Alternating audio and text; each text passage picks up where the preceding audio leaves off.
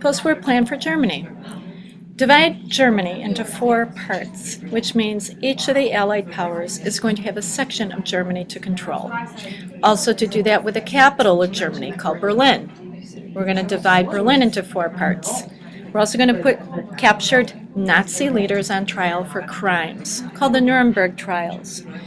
We have about 19 Nazi leaders who are going to be found guilty of crimes against humanity. 12 of them are going to receive the death sentence. Same thing happens in Japan. There will be an international military tribunal, or court, which is going to find Hideki Tojo guilty of crimes against humanity, and he will also be executed along with 7 other Japanese leaders. We also have free elections going on in Germany, the local and the countrywide area, and also the swastika, that twisted cross symbol of the Nazi Party, is going to be banned in Germany.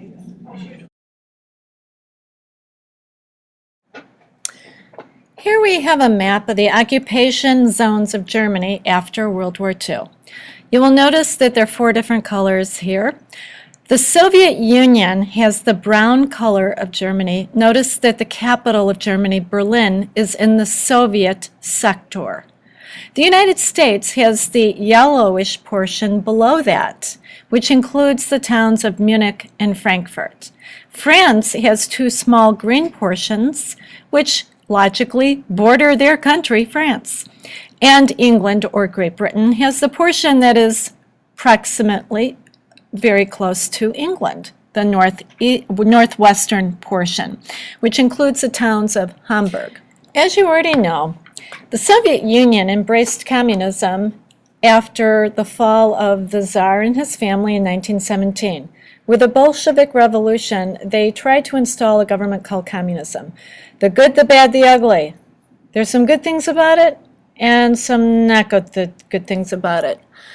As you already know, the good things, according to Karl Marx, was that wealth would be evenly distributed. The bad, however, is that the economy is basically controlled by the government. And the ugly, it also controls the media, basically what you can listen to on the radio.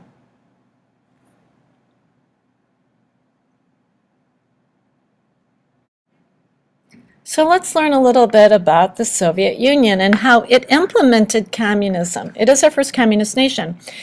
Joseph Stalin there on the bottom right was in power from 1922 to 1953. Pretty long time for a dictator. He established what we consider a totalitarian government, meaning he called the shots on everything. In fact, anyone who was disloyal to him or disagreed with what he was doing or tried to prevent him from what he was doing was killed or moved to a labor camp. We have an estimated 27 million people who perished at his hands. It's also estimated that 15 million of these people died of exposure and starvation in these forced labor camps, typically in Siberia. So, what does this mean to the United States? Well, now that the war is over, we see that communism is really more of a threat to us than anything else, and we want to stop it from spreading anywhere else. And we know that Stalin wants to spread communism in as many places as possible, particularly in Eastern Europe. So President Truman adopts a policy called containment. Keep communism where it already is, don't let it spread. So how do we do this? We send a lot of money to Greece and Turkey that are very vulnerable right now, and there are communists there that want to overthrow those governments. We send about $13 billion to these other European countries to help them rebuild after the war. In this map, I want to show you what kind of control the Soviet Union had in Eastern Europe. It has virtually occupied Poland, Hungary, Czechoslovakia, Austria, parts of Austria, Yugoslavia, Romania, Bulgaria, and Greece. So it is a concern of us, the United States. We really want to make sure that these countries do not get communism entrenched in those governments. We're really going to try to keep at least the other countries like Italy and France and Switzerland and England and Spain to not have this type of communist government installed there. our first real conflict with the Soviet Union has to do with the formation of a new government in Germany.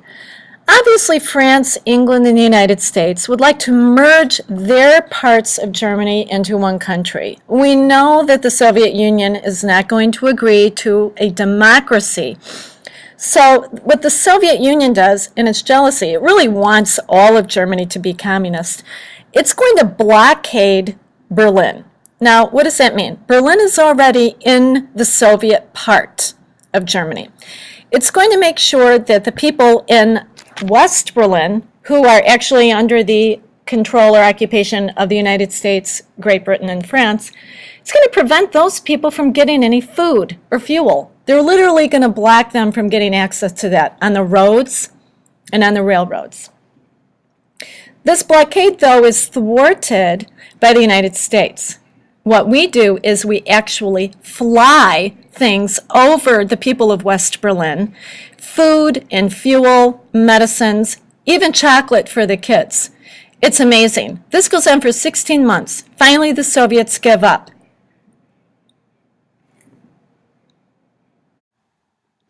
With the showdown in Berlin, in 1949, the Soviets gave up. We, the United States, created a new country called West Germany, and its government was primarily democratic. The Soviets, in response to that, created a country on their side called East Germany, which is primarily communist. In response to this, you have this formation of military alliances, both designed to prevent the other from having any kind of influence over other countries' governments.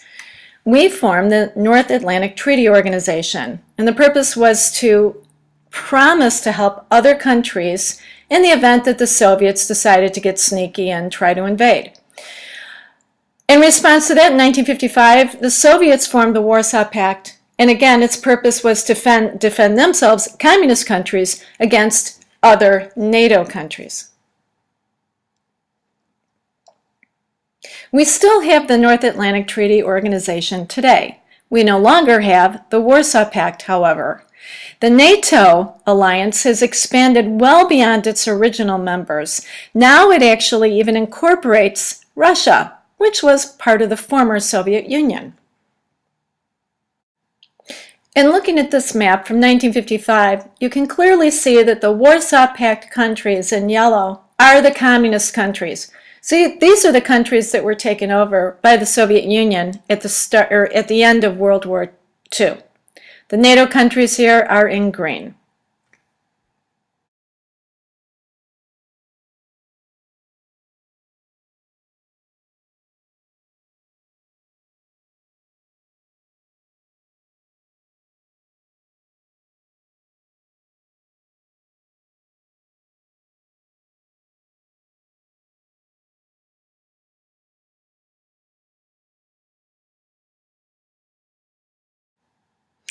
This map just gives you another perspective of where the NATO countries are in dark burgundy, and then you have the Warsaw Pact countries in sort of a fuchsia pink.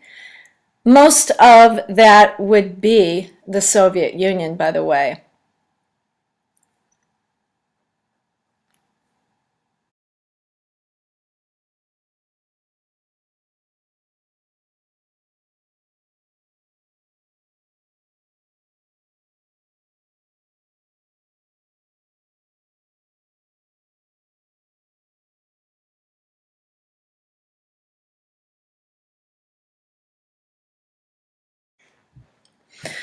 Okay, you remember that Germany was divided in pretty much half. One side, the East German side, being communist, the other side, West Germany, being more of a democracy. Well, the same thing is going to happen in Berlin. As you remember, Berlin was divided right after World War II into a communist zone and a democratic zone. In 1961, the Soviets were getting really upset by the fact that so many people were leaving Berlin to live in the west part of Berlin where jobs were better and pay was better. So they were losing a lot of people. So in response to that, the Soviets built a wall throughout the entire city of Berlin, essentially preventing people from the eastern part of Berlin from moving to the western part. Now, this wall is going to be standing for a number of years. You may have heard your parents talk about the tearing down of the Berlin Wall. Well, that happened in November of 1989. But between 1961 and 1989, close to 200 people were killed trying to escape East Berlin to get into West Berlin. And the stories of these escapes, the ones that survived, are absolutely amazing. In this map, you have East Berlin in yellow and West Berlin in white. In order to go back and forth between the zones, you have checkpoints. And these checkpoints are the only place where you can cross. You have to have proper identification in order to cross. As I've said before, the stories of some of the escapes have been quite dramatic. There have been a number of movies made about people trying to escape East Berlin into West Berlin, or East Germany into West Germany. And as I stated before, hundreds of people have been killed in the process of doing that.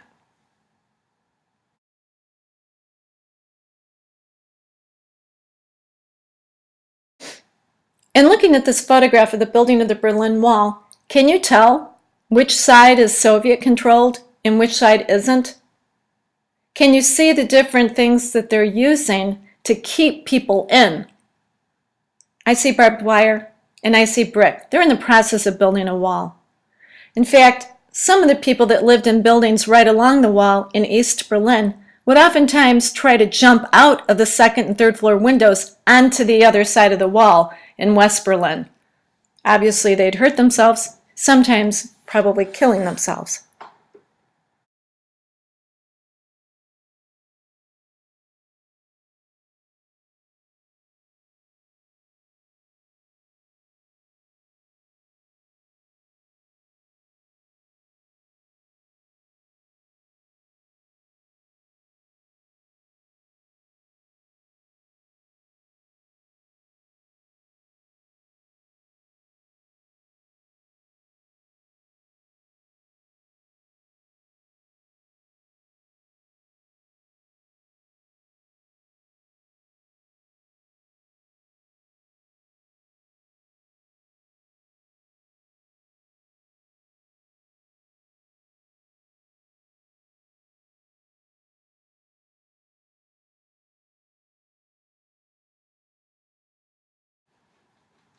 Besides the Soviet Union wanting influence all over Europe, you might be wondering about China. What happened to China after World War II ended and they kicked the Japanese out?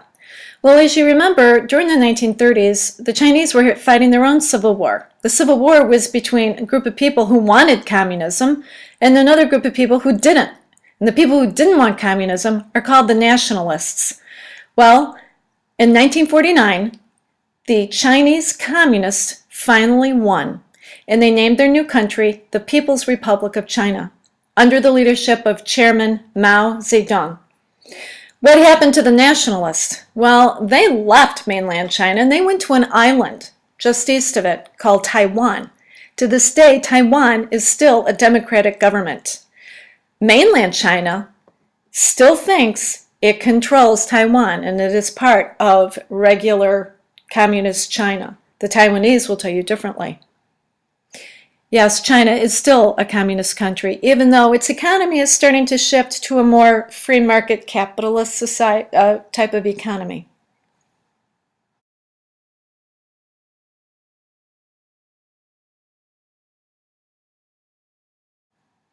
Before we go on to the Korean conflict, you need to understand that, yes, there have been people who wanted to change things in China, even very recently. What we have here is a link to a YouTube video on the Tiananmen Square massacre that happened in Beijing, China, the capital of China. So please watch this to understand that, yes, there are people that would like a democracy in mainland China.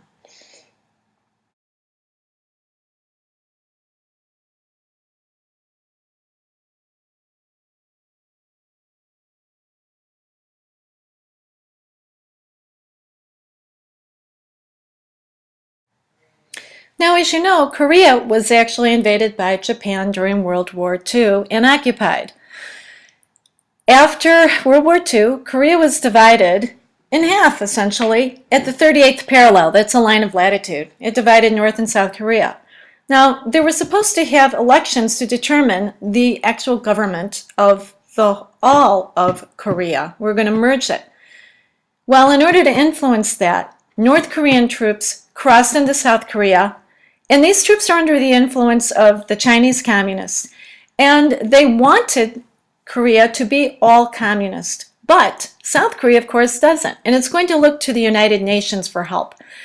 The United Nations, with mostly assistance from American troops, tries to defend South Korea from invasion. This war, and by the way, it's not a declared war. This is a war that Congress did not declare war on. This conflict lasted from 1950 to 1953. You may have grandparents that were involved in this. What was the result of it? Nothing. Nothing changed. We still are at the 38th parallel today. In fact, the leader here, Kim Jong-il, he is now dead, and it's his son, Kim Jong-un, who is now the leader.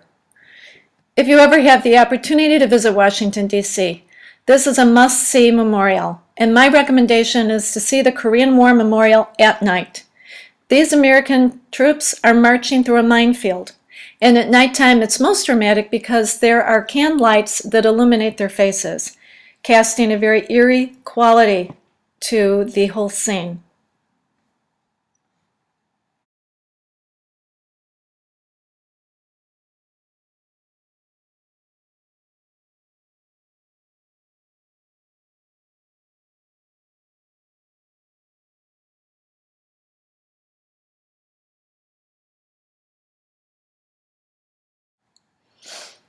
Here we have some communist partisans. These are people who are not necessarily part of the military, who've been captured by South Korean troops.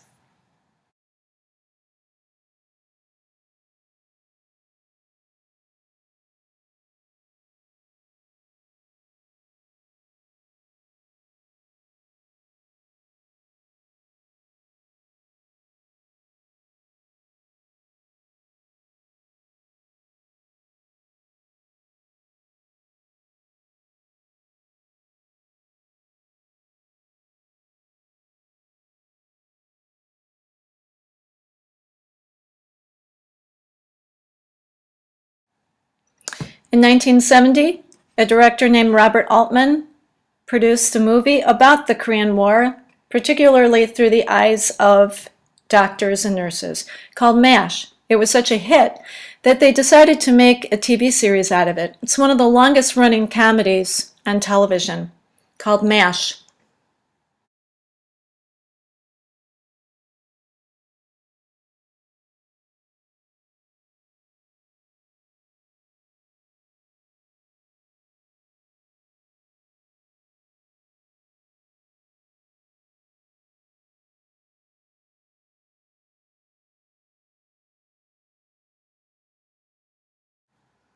Not only was there a fear of communism spreading throughout other countries, we also were afraid of communists in the United States. There was a congressional committee called the House on Un-American Activities, headed up by the future, very infamous Richard Nixon. And their job was to investigate suspected communists in the government and in Hollywood. Yes, Hollywood. We're talking about movie writers, actors, directors. They were brought in for questioning. Some of them were actually found to be blacklisted. That means they can't work in Hollywood anymore. Lucille Ball from the show I Love Lucy, she was blacklisted. That's why she started her own studio and started her own TV program, I Love Lucy. What else happened? Well, you had the Federal Employee Loyalty Program that was started by President Truman, in which every government official had to take an oath of loyalty to the United States, that they would not overthrow the government. The McCarran Act in 1950 made communist organizations register with federal governments so they could not work in factories that made weapons. We're talking defense plants. In addition to that, two suspected spies, who happened to be scientists, Julius and Ethel Rosenberg, were executed for selling information to the Soviet Union. In addition to the Congress getting into investigating people for communist activities, you have some senators doing the same thing. Here you have Senator Joe McCarthy. He's a senator from Wisconsin, and he single-handedly conducted investigations into people suspected of having communist sympathies. Now, he allegedly had a list of 205 members of the Communist Party that were actually working in the government, but it turned out not to be true. He was so adamant, and he tried destroying, discrediting so many people. Media got involved. We have a very famous reporter called Edward R. Murrow who exposed his lack of logic in trying to investigate these people. So Senator Joe McCarthy was censured by the Senate, meaning he was no longer able to pursue his hobby of investigating people suspected of being communist. But that didn't mean that people were not afraid of communism anymore. People were very much on the alert.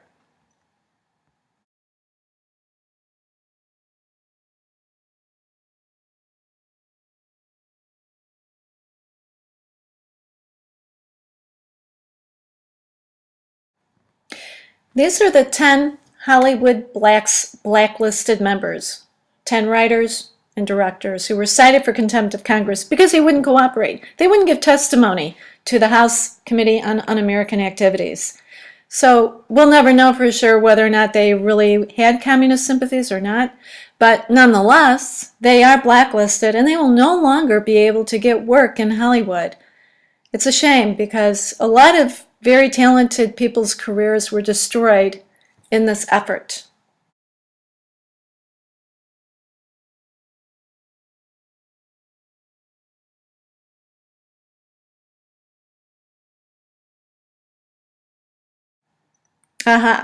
So how does this Red Scare of communism affect our daily lives? Well, if you think about it, we really no longer have our First Amendment rights of free speech because we have to be careful about what we say. We don't want people thinking we're communist. We might be brought in for questioning. Another thing is, President Eisenhower in the 1950s asked everyone to change the way we say Pledge of Allegiance, to add under God. And that is so that he could distinguish the Americans from the Soviets because the Soviets don't allow people to practice their religion freely. And then, of course, the Cincinnati Reds baseball team changed it to Cincinnati Red Legs because we didn't want to say Reds because when you say Reds, that means communism. Another conflict over communism? Yes, Vietnam. I know you've all heard about Vietnam, that little S-shaped country in Southeast Asia. Much like Korea, Vietnam was divided into two separate entities right after World War II. It had been a former French colony. So you have North Vietnam and South Vietnam. North Vietnam was very much under the influence of a man called Ho Chi Minh, who really wanted to embrace communism and have that be true for the entire country.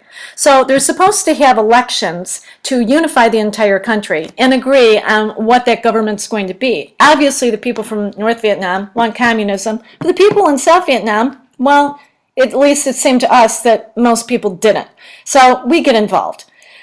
We actually had been involved from 1954 to 1975. But in the 50s and early 60s, we were only involved in a very nominal way, meaning we sent advisors there, we had spies, that type of thing. But it really wasn't until 1965 that President Johnson sent troops, land troops, to help the South Vietnamese fight the communists in North Vietnam. This will be the longest war American troops have fought in up until the war in Afghanistan. 53,000 troops die. Nothing changed. It's now communist. You guys remember Cuba? Just 90 miles south of Florida? Yeah, it used to belong to us. We got it in the Spanish-American War. That 6-month war in 1898 used to be a Spanish colony. Well, we allowed it to be its own separate country in the 1930s. It was a democracy, and we had, for the most part, supported its leaders that were elected. We particularly supported a guy named Batista. He was the president. But in 1959, another guy comes to power. He overthrows the dictator, this Batista guy, who was viewed as being a dictator. And his name is Fidel Castro. And he's been in power up until, let's say, a few years ago. He's ill, and now his brother Raul Castro is in power. But President Kennedy in 1961 wanted to overthrow Castro. Again, we don't want any communist countries near our borders. So they sent some specially trained Cuban exiles, these are Cubans who left the island, to be trained by CIA. And they really tried to overthrow Fidel Castro at a place called the Bay of Pigs, but they were all captured and killed. Okay, so that didn't work. Cuba today is still communist, and we still have a trade embargo. We don't trade anything with them. You can imagine how excited the Soviet Union was knowing that Cuba, only 90 miles away from us, is communist. So the Soviets are going to start sending missiles. Yes, nuclear missiles by boat to Cuba to point towards us. Yes, point towards Washington, D.C., New York, Chicago. What are we going to do? Well, President Kennedy is in office by now, and it's 1962. This is in October. You've probably heard your grandparents or your parents even talking about the Cuban Missile Crisis. This is the closest we've ever come to nuclear war with the Soviet Union. It was so scary. Everyone was on alert. We put the military on full alert. We ordered a naval blockade of Cuba to keep the Soviet boats from delivering any more missiles. Finally, through diplomacy, we did get the Soviets to agree to remove the missiles from Cuba if we agreed to never invade Cuba and take it over. By the way, they also wanted us to remove the missiles that we had pointing towards them that we had placed in our friend's country, Turkey.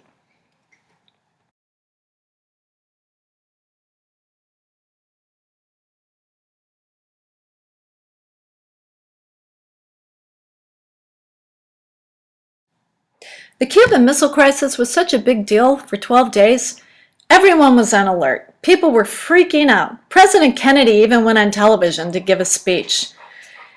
He said, "Good evening, my fellow citizens. The government has maintained the closest surveillance of the Soviet military buildup on the island of Cuba. Within the past week, unmistakable evidence has established the fact that a series of offensive missile sites is now in preparation on that imprisoned island." Yes. President Kennedy wanted to make sure that we were keeping ourselves safe. So, fortunately, it never came down to nuclear war, but we were ever so close.